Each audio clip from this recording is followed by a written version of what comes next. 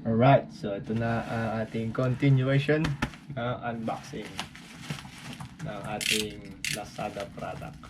Ano nga ba ang laman nito? Wait lang. Marata natin. Ang dami ng cargo.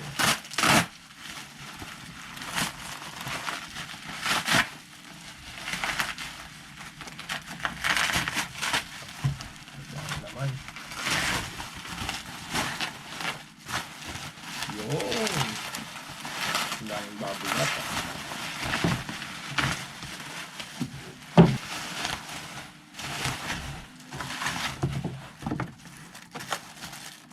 Okay. Ganyan. Ito ay Fantech product.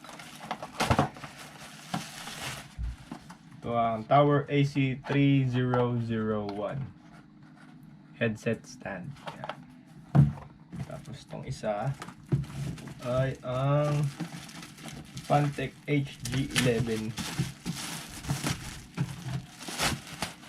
Captain 7.1 surround.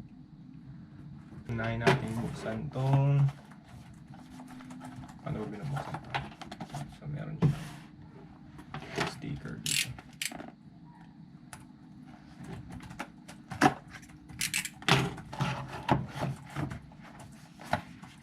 Tadaan! Meron siya instruction manual, tapos yung stand itself. So paano natin binubuo? Very self-explainable naman ito pala.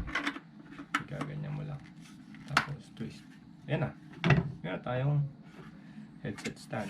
So hindi ako bumili ng RGB kasi sobrang mahal nun. Ito ay nagkakalaga ng 299 yata. Yung RGB nila 700 plus. So buksan natin yung box dito. Ano nga yan, naindig ko din yan.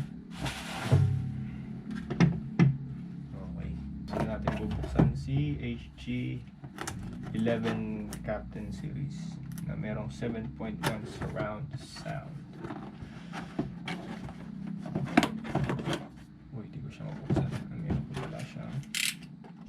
Sticker dun sa may side na to. Okay, tanggal na.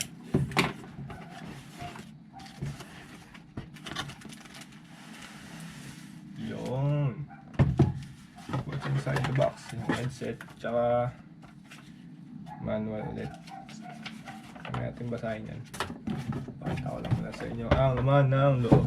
Yan. So ito na ang headset natin. Alright, ang ganda ng kulay. Uy, ang pisig ng microphone. Tapos yung cables niya, hindi ko masabing braided pa to. Parang hindi naman siya braided. Yan. So dyan siya papatong. So naka USB siya, USB type. Ito yung kanyang controller, volume controller. Pang mga mute, madilim lang yung ating video kasi low budget video lang tayo. Ayan siya.